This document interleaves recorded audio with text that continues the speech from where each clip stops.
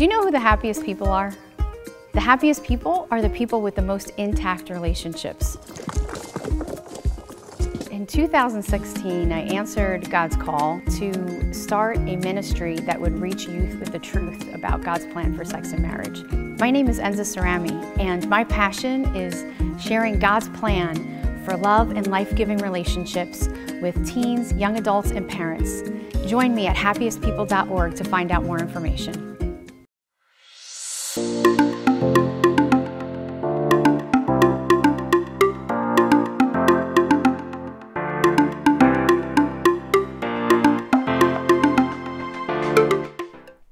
Hi, my name is Matt Fradd, and I am really honored to have been invited to speak today about the problem of pornography and how we can begin to heal from it.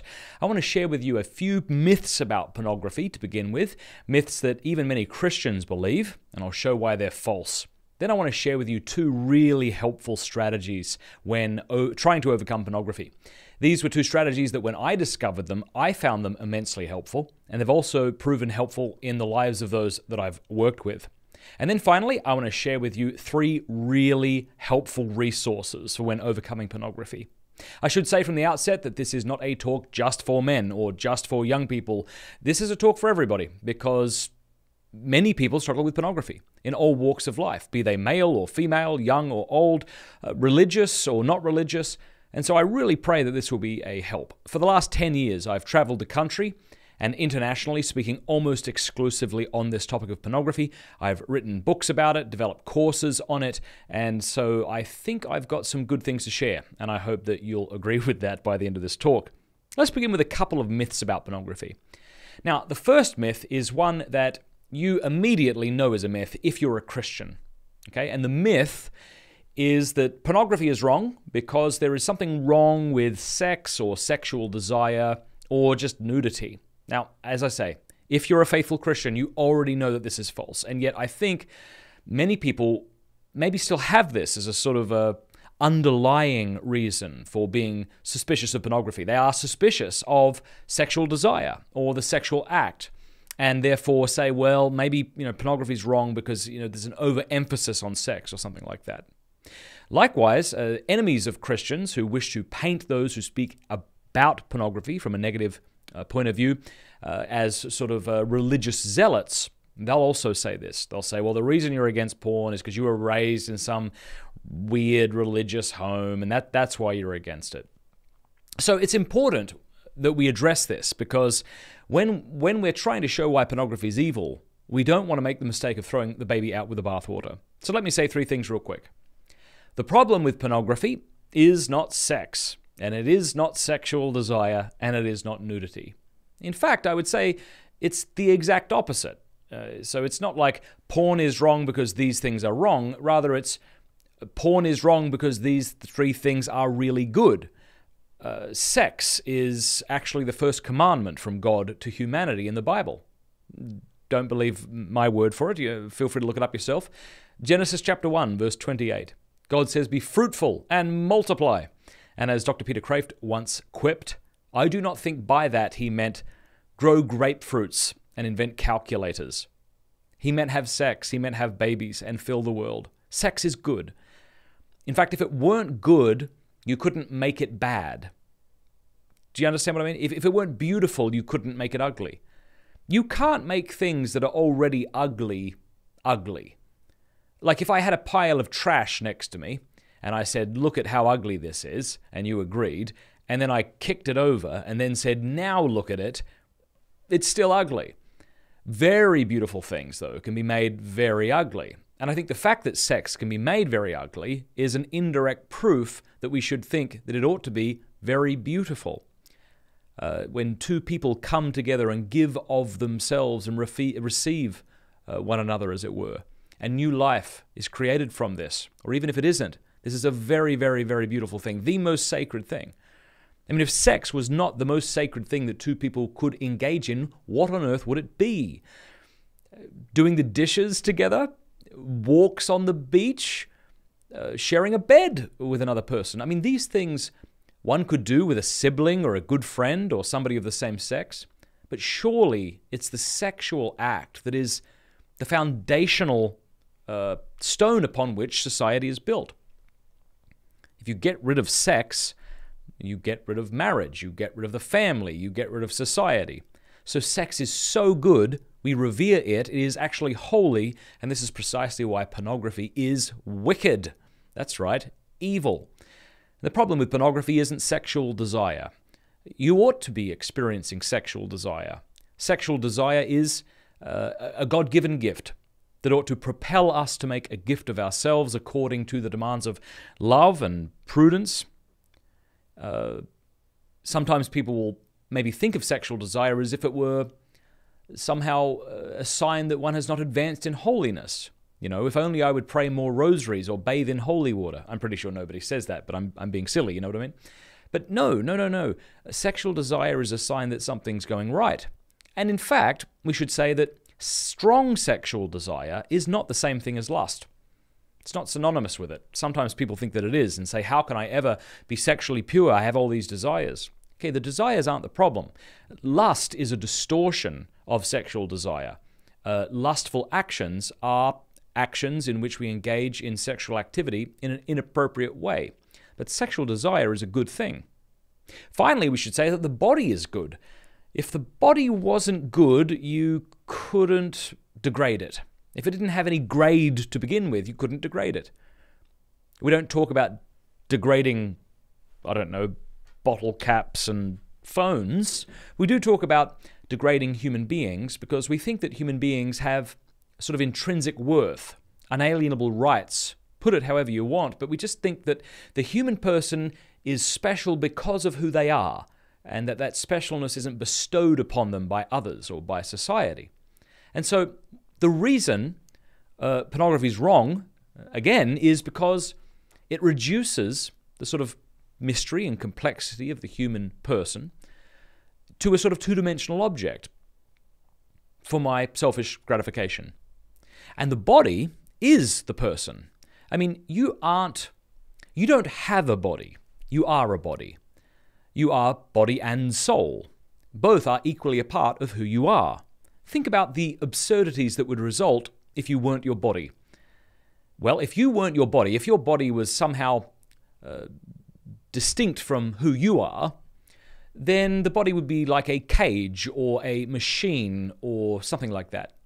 Which would mean that when I kiss my daughter goodnight, I'm not actually kissing my daughter goodnight. Rather, since I'm not my body, I'm manipulating the husk, which is not me, and pressing it against the husk, which is not her. This is absurd. If we aren't our bodies, then you should never say, he slapped me. You should say, he used the thing that wasn't him to hit the thing that wasn't me. Well, no one's come into contact with each other then. You are your body, and the body is good. And this is another reason that pornography is evil. It's been said that the problem with pornography is not that it shows too much, but that it shows far too little of the human person. It, as I said already, reduces the person, treats him or her merely as a means to an end. And this is always wrong. All right, here's another myth I think people believe about pornography, and that is that basically, okay, maybe you'd say, or the objector would say, religious people have reasons that don't necessarily show that they are against sex, but nevertheless, this is definitely a religious thing, you know, like non-religious people, surely they're for porn, at least in moderation. Well, this isn't true. Over the last 40 years, there's been a ton of research that's come out from different branches of science, from neurology, sociology, psychology, and all of it is saying quite unambiguously that porn is destructive, that it's bad for our emotional and mental health, even for our physiological health, which we'll maybe get into a little later on, that it's bad for society. And as this science has come out of academia, as it's trickled down the ivory towers of academia, as it were, to the riffraff, me and you maybe, I don't want to accuse you of being the riffraff, you see, but certainly me, more people are beginning to speak out against pornography. People that we wouldn't expect to speak out against pornography. People like Kanye West, or comedian Chris Rock, or actor, former NFL player Terry Crews, or former Playboy bunny Pamela Anderson, or the lead singer of Metallica, James Hetfield, who narrated a documentary against pornography called Chasing the Cardboard Butterfly. Many people are beginning to speak out against pornography, and not for religious reasons.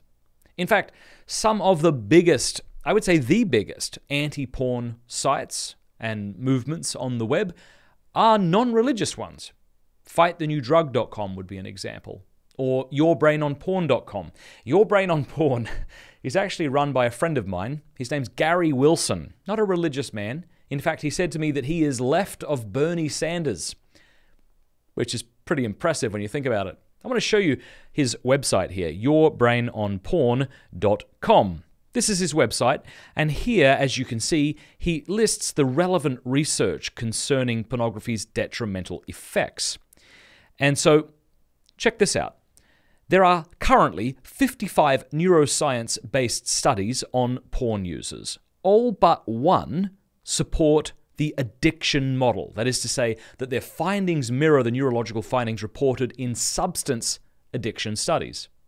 So if you were to click this link here on YourBrainOnPorn.com, it'll take you to the actual, it'll give you an excerpt of the study. You can click through to the university's website and get it if you like. But this is pretty great. All right, so there's a lot of research now that's come out concerning this. And I think sometimes when people hear that pornography is addictive, they may have a negative reaction to that. They may say to themselves, okay, you're just using the word addiction to avoid responsibility. If you can claim to be a victim, then you don't have to change your life. Well, I would say to that, just because a word can be abused, it doesn't mean it can't also be used correctly. And as I say, these 50, when people say that porn's not addictive, I think what they mean is it's not a substance you bring into your body, you know, that you can be so dependent on that if you weren't to have it, you would die. But, okay, well, I suppose it does depend on how we define addiction, but put it this way, right? I'm a layman, right? I did a lot of research when writing my book, The Porn Myth. Okay, so maybe I know a lot more about the neuroscience of pornography than others, but I'm still an amateur. I know this much, and I think you would agree that, okay, well, if somebody's addicted at least to a substance, say like cocaine or methamphetamines, okay, obviously some deterioration is taking place in the brain. You can't expect to engage heavily in a drug like those, or even alcohol or nicotine, and it have no impact on your brain. Okay, so what I'm saying is these 54 neuroscience-based studies mirror the neurological findings reported in substance addiction studies. So we've got really good reason, without getting into it, to think that pornography is addictive. All right, now check out some of these other things that have come out. Over 60 studies have reported findings consistent with escalation of porn use, right? Due to tolerance. You view a certain kind of pornography, eventually your brain does not get the same rush that it once did, and you then feel the need to do one of two things: view more of it, or view more deviant forms of it. Or check this out. There are currently 40 studies that link porn use and porn addiction to sexual problems and lower arousal to sexual stimuli. Now, you might say, well, this just shows correlation, doesn't show causation. Well, actually, 7 of these 40 studies do show causation. Why? Because once the one factor of pornography was removed, the people in these studies regained their sexual functioning. So that's pretty good evidence there. We have over 90 studies that link porn use to poorer mental emotional health and poorer cognitive outcomes. So there's just a ton of stuff here. Like check that. This will be the final one we'll look at. There are currently over 80 studies that show a sort of correlation between porn use and relational and sexual dissatisfaction. So even though Pornhub and co. would have you think that responsible adults who are in love use pornography to help spice up their sex life, and this can only be a positive, the science shows something altogether different. The science shows that if you want to remain sexually dissatisfied and frustrated, then pornography is the way to go. In fact, I've heard Jason Everett say, and I think there's truth to this, if you want to shoot your future marriage in the head, pornography is honestly the best way to go about that. All right. Now, many things could be said when discussing how to overcome pornography. We could talk about accountability software like Covenant Eyes, which I highly recommend. We could talk about admitting that you have a problem and taking responsibility for your life. We could talk about a number of things. Honestly, if you're here today and you've really been trying to overcome pornography and you've heard different things that you've found unhelpful, just let me say this very quickly. The 3 things I've seen bear most fruit in the life of somebody who's trying to overcome pornography are spiritual direction, a 12-step group like Sexaholics Anonymous, go to sa.org to learn more, and finding a certified sex addiction therapist, a CSAT therapist in your area. This is what I've found to bear the most fruit. But let me suggest 2 things that can really help when trying to overcome pornography that you may not have heard of before. Now, I'm trying to think of an analogy here. Imagine a castle. And in order to perhaps repel the enemy or to keep the enemy at a distance, you want to have fortified walls, turrets, these sorts of things. Okay, well, that's one way to think about how to overcome the enemy. But what about if the enemy's gotten through the gate and is coming at you? Well, then the walls aren't necessarily, they're not going to protect you. The turrets might, you see what I mean? But you're going to need some different advice at that point. So I'm going to use that as an analogy for how do I fortify my life against pornography? Okay, that'll be the first thing we talk about. And then I want to talk about what do I do when I'm tempted, right? When the enemy is in the gates, as it were. So in order to do this, I want to show you 2 slides. The first is what has been called the sobriety plan. A sobriety plan. You see here, we have 3 concentric circles. The outer circle represents healthy habits. The middle circle represents near occasions of sin. And the third, the interior dot there, represents a sexual fall. Now, very often, when we engage with our accountability partners, hopefully you have one if you're a man or a woman struggling with pornography, somebody in your life who loves you and is calling you up to be a sort of better version of yourself, as it were. We usually, unfortunately, though, only talk about our falls. We'll call them up and say, hey, I messed up. I looked at pornography. Ah, man, I'm so sorry. Ah, thank you. Yeah, I'll pray for you. Thanks so much. I'll check in on you a couple of days, you know. Well, that's better than nothing. But with this sobriety plan, you're actually going to find a lot more help. And what I would recommend you do is draw this up on a piece of paper, 3 concentric circles. In that outer circle, the healthy habits, I want you to write in those, well, let's do it the other way around, actually, forgive me. Let's begin with the fall. How are the ways that you fall into sexual sin? And you might list them there in that circle: masturbation, pornography, fornication, massage parlors, whatever it might be, adultery. What are those things that are the ways you fall sexually? And it might just be 2, right? It might be pornography and masturbation. It might be more. Okay, write those down. I think those are pretty obvious to your accountability partner. But what might not be as obvious is what should go in this second circle, the near occasions. Now, some of these will be typical, some of them will be less so. But here, I want you to write whatever are those behaviors that when you engage in them, you tend to fall. Or to think of it in the other way around, when you fall to a sexual sin, what is it that was just occurring? What is it that's happened in your life that has led to this? And so this might be things like cruising social media sites. This might be things like seeing a sex scene on a television show and not processing it with my accountability partner. It might mean eating unhealthy for a period of time and not really caring to do anything about it. It might mean not having a strict schedule, so sleeping in too late, going to bed too late, right? I want you to personalize it. It's not just enough to take my examples. You have to think about it. What are those things that when I engage in them, I end up here? So for you, it might be whenever I have 2 or 3 drinks, I kind of lose my sense there, and it's very easy for me to make bad decisions. Okay, write that there. Write that in the second one. Okay. All right. Now, what about the third circle, healthy habits? What are those activities that you need to engage in to live a more beautiful life? They might be things like working out a couple of times a week, or connecting with a friend, or eating well and being very specific about what you mean. It might mean getting up and going to bed at a very certain time. It might mean going to Holy Mass once a day or once a week, or praying the Holy Rosary or something like that.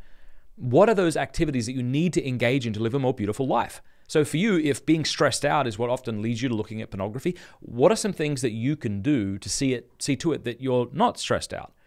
And that might mean carving out a period of the day for meditation and prayer. That might mean leaving your phone and computer at the office when you come home from the office.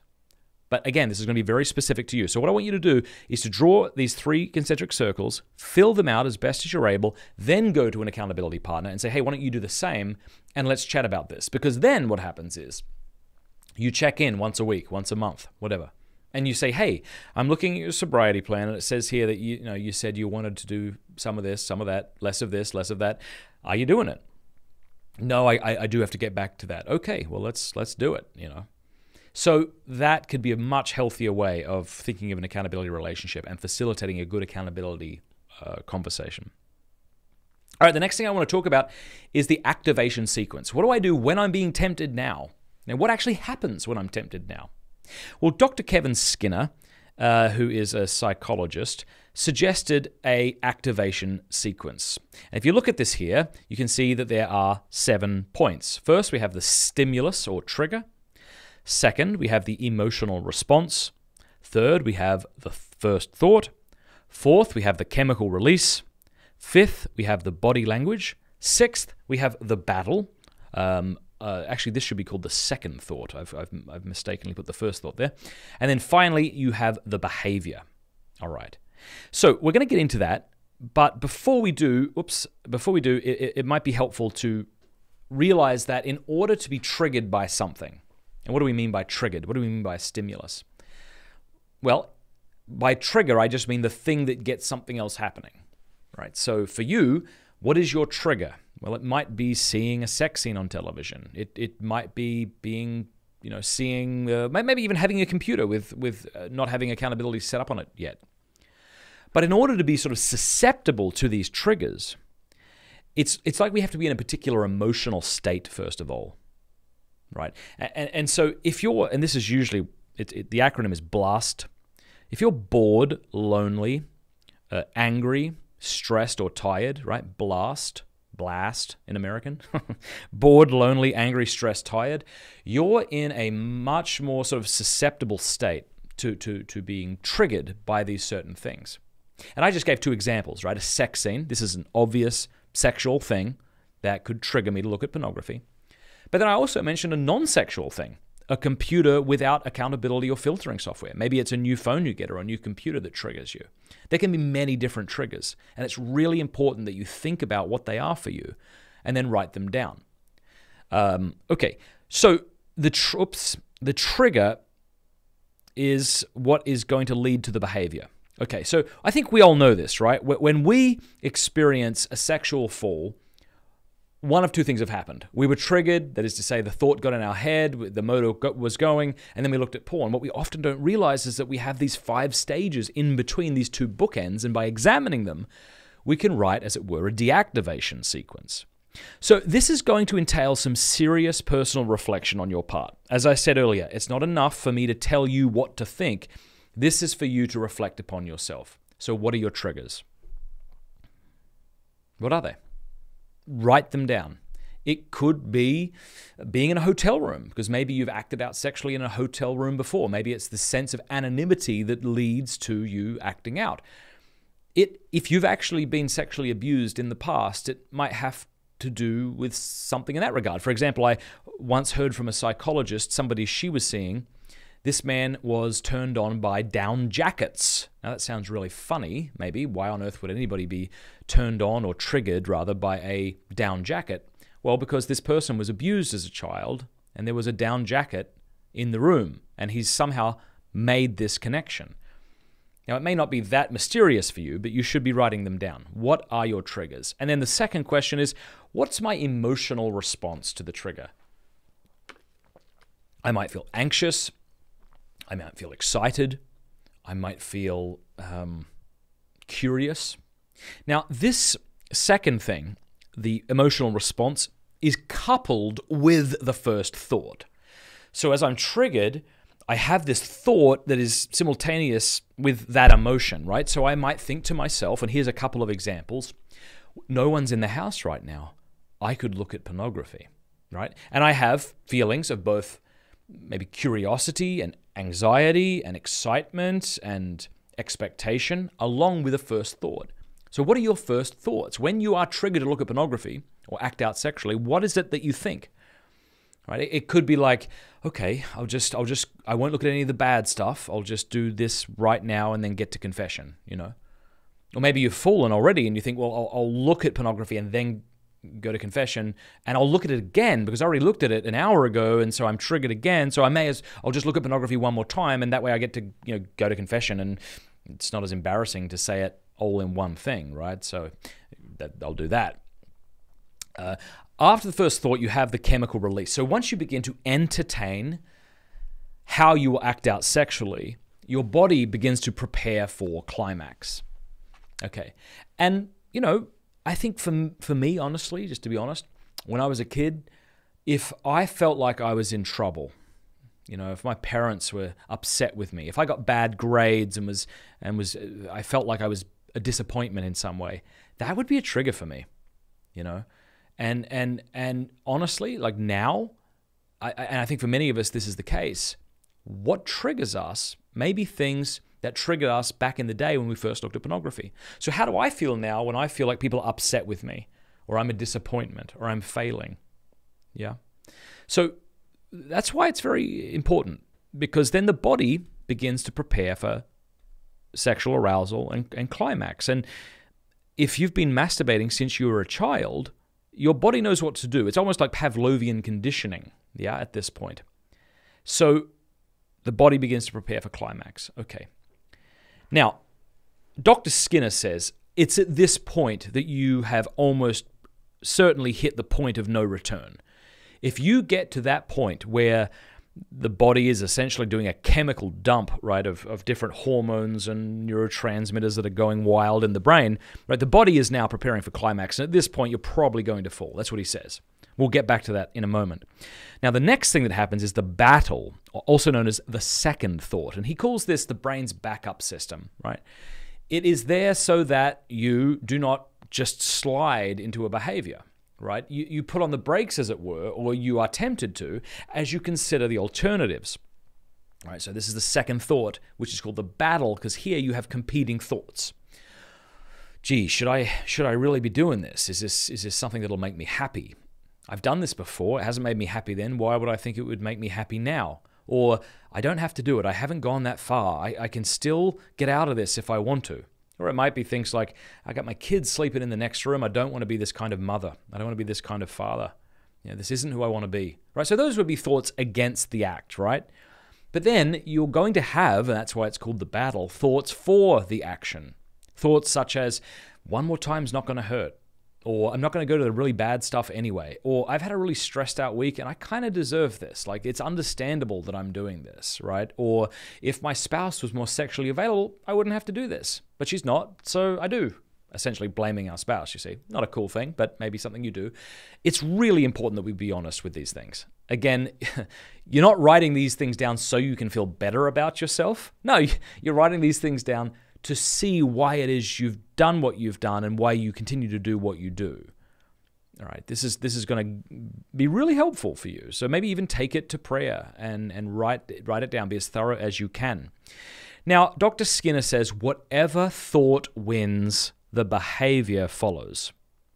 So if my thoughts for looking at pornography win, yeah, this is okay. Like I can just do this just one more time, and gosh, I'll go to confession, and then I'll be done with it. And then I'm gonna get covered eyes on my computer. I'm gonna get really serious, but just this one more time.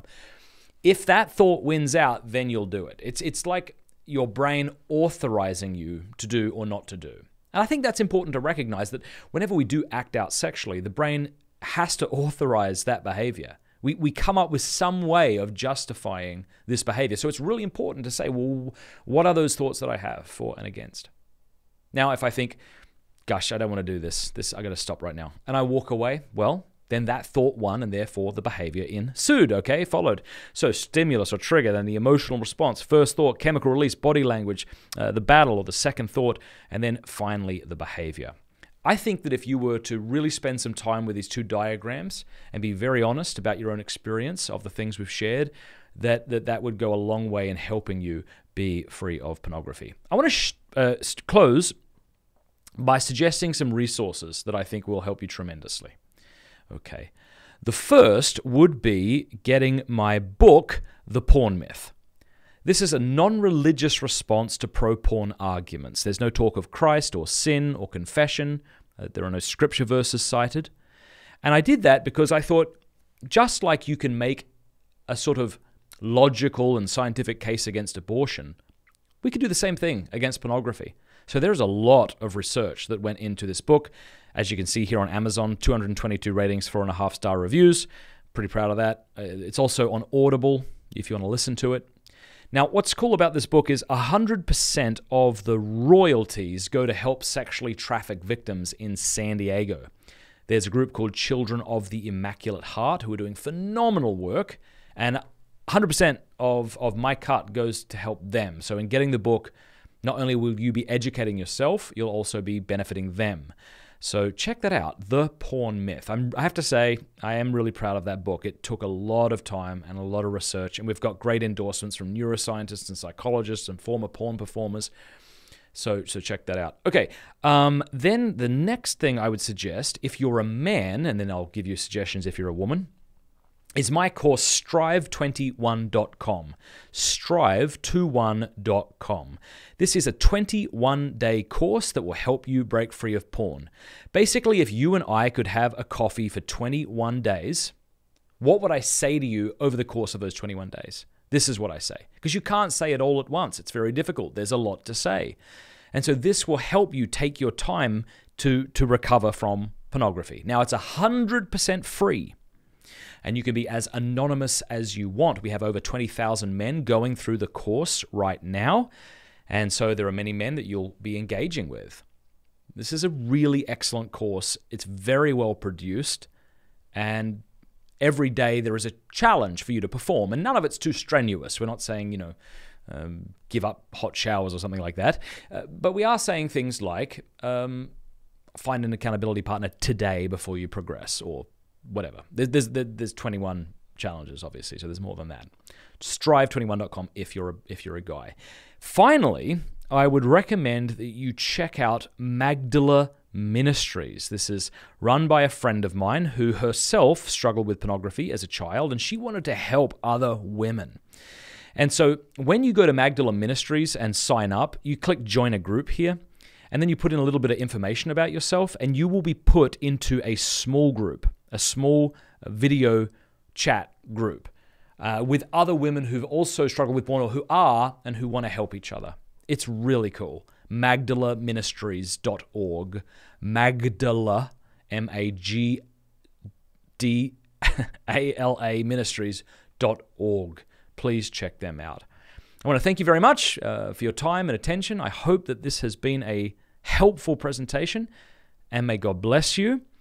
And I suppose finally I would say that if you have been engaged in pornography or sexual sin, as a brother who is a sinner, I would beg you to run to the sacrament of confession. Don't wait another day. You have a God who doesn't tolerate you, doesn't look upon you with disgust, but who loves you immensely, who sent his Son to die and rise in order to open heaven under your feet, essentially. He loves you. And he wants to save you from your sin, and he wants to save me from my sin, more than a mother wants to save her baby from a burning building. So please get to the sacrament of confession if you haven't yet, and receive the mercy God wants for you. Thank you so much.